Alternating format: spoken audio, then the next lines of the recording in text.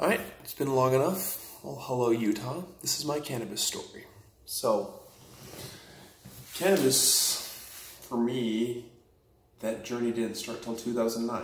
I was, at that time, married, and then life happened, and divorce happened, and I was lost. I immediately went and kind of started getting a medication for what I was diagnosed at the time, which was bipolar disorder. And as you do a lot of research and start to figure out massive brain injuries, which I'd had a few in my life, kind of mimic that. But no, I started down the prescription route that most of you guys, not most people, a lot of people have probably been down.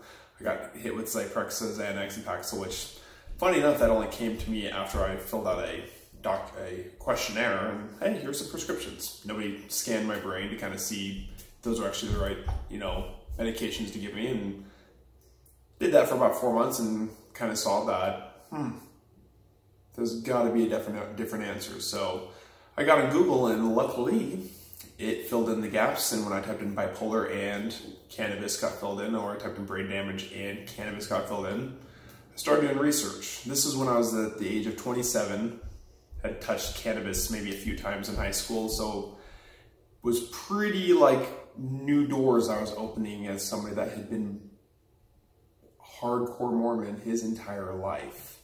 And the more I researched, the more questions came to me, like, why does our government have patents on these cannabinoids that are illegal? And no, I uncovered the truth, and the science led me to why I'm standing here today.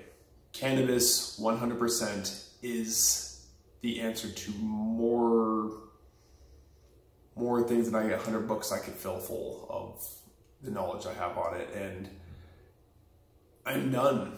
I lived in this state having to do something illegally, which luckily now, 2014 Hemp Act allowed stuff like this to come into fruition, and this is all I need to do now. Now I'm legal in the state, but back in 2009, that wasn't the case. So we've had the answer. We've had the answer for millennia of what this stuff can do for us, and you guys have demonized the plant. So I'm done. I will be voting yes on Prop 2.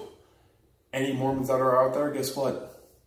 You want to sit down and talk the talk. I've been in that religion my entire life, and it hurts to finally have to look it in the eye and go, no, you guys are wrong.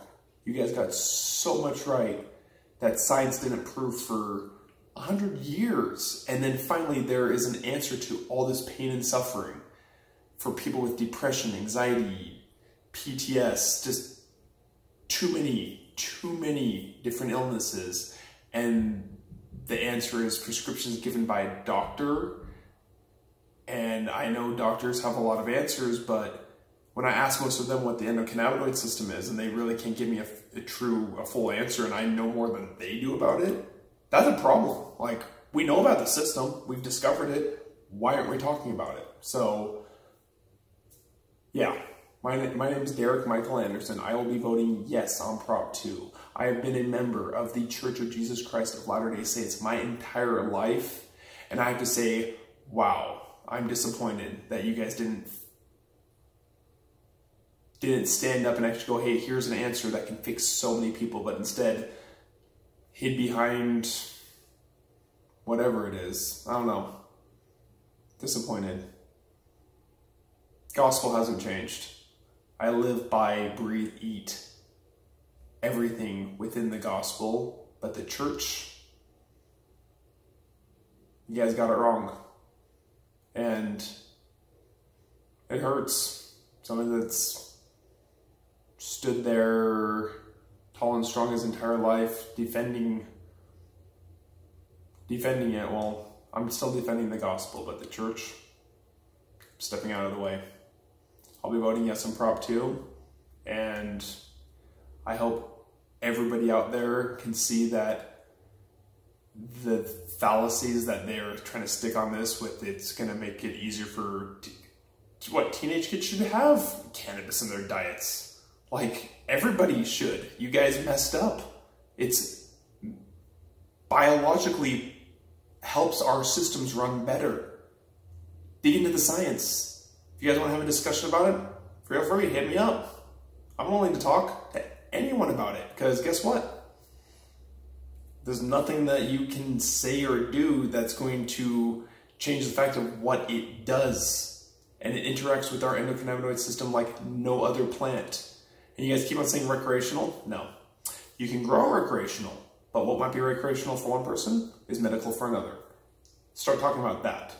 And stop trying to label it as this demonized plant that it has the answers for everything that we're having a lot of problems with right now. So it's not the answer, it's just one of the answers. So once again, I'm glad to finally be very much open about this, and I hope people will understand that the time is now for us to stand up and get this thing in place so we can start healing and start learning more about it.